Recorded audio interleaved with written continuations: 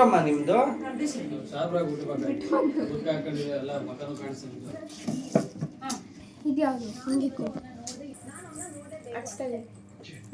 ಅಚ್ಚು ಅದಕ್ಕೆ ಕಾಯ್ತಾ happy birthday to you, happy birthday to you, happy birthday to you Raksha, happy birthday to you.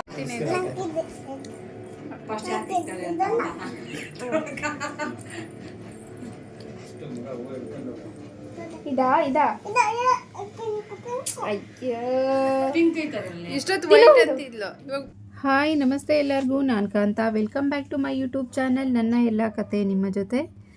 Friends, ಇದು ಯುಗಾದಿ ಹಬ್ಬದ ಹೊಸ್ತಡ್ಕು ಬಾಡುಟದ್ದು log ಆಗಿರುತ್ತೆ. ಸಿಂಪಲಾಗಿ ಲಾಗ್ ಮಾಡಿದ್ದೀನಿ, ಮತ್ತು ಬೇರೆ ಏನೂ ಇಲ್ಲ. ಹಾಗೆ ಮಾರ್ಚ್ ಲಾಸ್ಟ್ ರಕ್ಷಾ ಬರ್ತಡೇ ಇತ್ತು, ಸಿಂಪಲಾಗಿ ಸೆಲೆಬ್ರೇಟ್ ಮಾಡಿದ್ರಿ. ಅವಳು ಯಾವಾಗಲೂ ಕೇಕ್ ಕಟ್ ಮಾಡೋಕ್ಕೆ ಇಷ್ಟಪಡಲ್ಲ. ಈಗ ನಾವೆಲ್ಲರೂ ಬಲವಂತ ಮಾಡಿ ಊರಲ್ಲೇ ಬೇಕ್ರಿ ಇತ್ತು, ಸಿಂಪಲಾಗಿ ಹೋಗಿ ಒಂದು ಕೇಕ್ ತೊಗೊಂಬಂದು ನೈಟ್ ಕಟ್ ಮಾಡಿಸಿದ್ವಿ. ಹಾಗೆ ಇನ್ನು ಮಂಗಳವಾರ ಬಾಡೂಟ ಅಂದರೆ ಹೊಸ್ತಡ್ಕು, ಯುಗಾದಿ ಹೊಸ್ತಡ್ಕು ಬಾಡೂಟ ತುಂಬಾ ಜೋರಾಗಿತ್ತು. ನಾನ್ ವೆಜ್ ಹಬ್ಬದಲ್ಲಿ ಮಾಡೋದಕ್ಕೂ ಯಾವಾಗಲೂ ತಿನ್ನೋದಕ್ಕೂ ಏನೋ ಒಂಥರ ಡಿಫ್ರೆನ್ಸ್ ಅಂತಲೇ ಹೇಳ್ಬೋದು. ನಮ್ಮೂರಲ್ಲಂತೂ ಯುಗಾದಿ ಹಬ್ಬದ ಹೊಸ್ತಡ್ಕು ನೈಟ್ ಯಾರೂ ನಿದ್ದೆ ಮಾಡಲ್ಲ. ಹಿಂದಿನ ದಿನ ಎಲ್ಲ ಕುರಿ ಕೋಳಿ ಎಲ್ಲ ಕಟ್ ಮಾಡಿಕೊಂಡು ರಾತ್ರಿ ಎಲ್ಲ ಗಂಡಸರೆಲ್ಲ ರಾತ್ರಿ ಎಲ್ಲ ಕಟ್ ಮಾಡ್ಕೊಂಡು ಎದ್ದಿರ್ತಾರೆ. ಏನೋ ಅವತ್ತು ಬೆಳಗ್ಗೆನೇ ರಾತ್ರಿ ಎಲ್ಲ ಕಟ್ ಮಾಡಿ ಬೆಳಗ್ಗೆನೇ ಮಾಡ್ಕೊಂಡು ತಿನ್ನೋ ಅಭ್ಯಾಸ. ನಾವು ಚಿಕ್ಕ ಹುಡುಗರಲ್ಲೂ ಅಷ್ಟೇ ನಮ್ಮಮ್ಮ ಒಂದು ಮಧ್ಯರಾತ್ರಿನೇ ಮಾಡ್ತಿದ್ರು, ಏನಕ್ಕೆ ಅಂತ ಗೊತ್ತಿಲ್ಲ. ಎಬ್ಬಿಸ್ಬಿಟ್ಟು ನಮಗೆ ತಿನ್ನಿರಿ ಅಂತಿದ್ರು. ನನಗೆ ಈಗ ಅದು ಜ್ಞಾಪಕ ಬರುತ್ತೆ.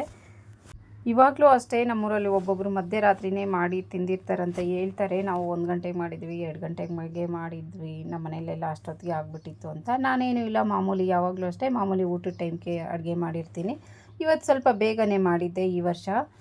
ನಮ್ಮ ಮನೆಯಲ್ಲೂ ಮುದ್ದೆ, ಮಟನ್ ಸಾಂಬಾರು, ಮಟನ್ ಬಿರಿಯಾನಿ ಮತ್ತು ಬ್ಲೆಡ್ ಫ್ರೈ ಮಾಡಿದ್ದೆ, ಚಿಕನ್ ಕಬಾಬ್ ಹಾಕಿದ್ದೆ, ಅನ್ನ ಸಾಂಬಾರಲ್ಲ ರಸಮ್ ಮಾಡಿದ್ದೆ, ಮತ್ತು ಮೊಟ್ಟೆ ಮಾಡಿದ್ದೆ. ಇಷ್ಟೆಲ್ಲ ಸ್ವಲ್ಪ ಮಾಡಿದ್ದೆ ಅಂದರೆ 2 ಟೈಮ್ ಊಟಕ್ಕೆ ಆಗೋಷ್ಟೇ ಮಾಡಿದ್ದೆ. ಮತ್ತು ನೈಟ್ಗೂ ಬೇಕಲ್ವ ಅಂತ ಬೆಳಗ್ಗೆನೇ ಮಾಡಿದ್ದೆ. ಮಟನ್ ಸಾಂಬಾರೆಲ್ಲ ಮಾಡಿಟ್ಟಿದ್ದೆ 2 ಟೈಮ್ಗೂ ಆಗೋಷ್ಟು. ನಾವು ಚೀಟಿ ಹಾಕಿರ್ತೀವಿ, ಯುಗಾದಿ ಚೀಟಿ. ಅದರಲ್ಲಿ ಮಟನ್, ಚಿಕನ್ ಮತ್ತು ಹಬ್ಬದ ಐಟಮ್ ಎಲ್ಲ ಬಂದಿರುತ್ತೆ. ಮತ್ತು ಹಬ್ಬಕ್ಕೇನು ಕೊಳ್ಳೋ ಥರ ಇರಲ್ಲ. ಚಿಕನ್ನು ಮಟನ್ನು ಹಬ್ಬದಲ್ಲಿ ಸ್ವಲ್ಪ ಡಿಮ್ಯಾಂಡ್ ಇರುತ್ತೆ, ಹೋಗಿ ಕ್ಯೂ ಅಲ್ಲಿ ನಿಂತು ತರಬೇಕಾಗುತ್ತೆ. ನಾವು ಚೀಟಿ ಹಾಕ್ಕೊಂಡ್ರೆ ಆ ಥರ ಏನೂ ಇರಲ್ಲ, ತೊಗೊಂಬಂದು ಮನೆಗೆ ಕೊಟ್ಟಿರ್ತಾರೆ.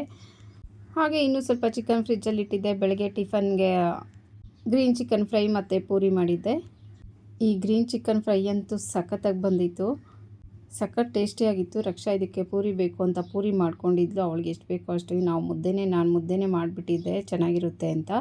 ಇನ್ನೂ ಸ್ವಲ್ಪ ಮಟನ್ ಸಾಂಬಾರಿತ್ತು, ಅದಕ್ಕೆ ಅದ್ರ ಜೊತೆ ಇದು ಸೇರಿ ಮುದ್ದೆನೇ ಮಾಡಿದ್ದೆ. ಅವಳು ಮಾತ್ರ ಪೂರಿ ಹಾಕ್ಕೊಂಡಿದ್ಲು, ಅದನ್ನೇನು ವಿಡಿಯೋ ಮಾಡಿಲ್ಲ.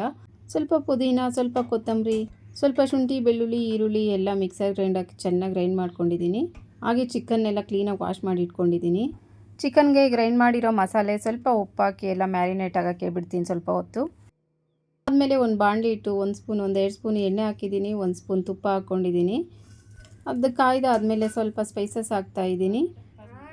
ಅದನ್ನೆಲ್ಲ ಸ್ವಲ್ಪ ಎಣ್ಣೆಲಿ ಫ್ರೈ ಮಾಡಿ, ಇದೆಲ್ಲ 1/2 ಅವರ್ ಚಿಕನ್ ಮ್ಯಾರಿನೇಟ್ ಆಗಿದೆ. ಆಗ ಬಾಣಲಿಗೆ ಹಾಕಿ ಎಲ್ಲ ಎಣ್ಣೆಲಿ ಫ್ರೈ ಮಾಡ್ತಾಯಿದ್ದೀನಿ.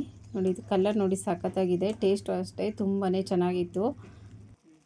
ಇದೆಲ್ಲ ಸ್ವಲ್ಪ ರಾಸ್ ಮೇಲೆ ಹೋಗೋವರೆಗೂ ಎಣ್ಣೆಯಲ್ಲಿ ಫ್ರೈ ಮಾಡಬೇಕು. ಅಂದರೆ ಪುದೀನ, ಕೊತ್ತಂಬರಿ ಎಲ್ಲ. ಆಮೇಲೆ ಸ್ವಲ್ಪ ಪೆಪ್ಪರ್ ಪೌಡ್ರ್ ಹಾಕ್ತಾಯಿದ್ದೀನಿ, ಸ್ವಲ್ಪ ಗರಂ ಮಸಾಲ ಹಾಕ್ತಾಯಿದ್ದೀನಿ, ಸ್ವಲ್ಪ ಟರ್ಮರಿಕ್ ಪೌಡ್ರ್ ಹಾಕ್ತಾಯಿದ್ದೀನಿ, 1-2 ಸ್ಪೂನು ಚಿಕ್ಕ ಸ್ಪೂನಲ್ಲಿ ಧನಿಯಾ ಪೌಡ್ರ್ ಹಾಕ್ತಾಯಿದ್ದೀನಿ, ಸ್ವಲ್ಪ ಚಿಲ್ಲಿ ಪೌಡ್ರ್ ಹಾಕ್ತಾಯಿದ್ದೀನಿ.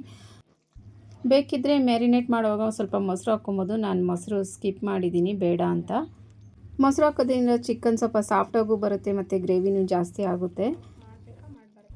ಇದು ಎಲ್ಲದಕ್ಕೂ ಆಗುತ್ತೆ. ಅಂದರೆ ಪೂರಿ, ಇಡ್ಲಿ, ದೋಸೆ, ಚಪಾತಿ, ಪರೋಟ, ರೈಸ್ ಎಲ್ಲದರ ಜೊತೆ ಕಾಂಬಿನೇಷನ್ ಸಖತ್ತಾಗಿರುತ್ತೆ ಇದು.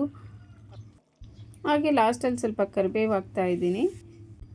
ಹಾಗೆ ಸ್ವಲ್ಪ ಫ್ರೈ ಮಾಡಿದರೆ ಗ್ರೀನ್ ಚಿಕನ್ ಫ್ರೈ ರೆಡಿ ಆಯಿತು.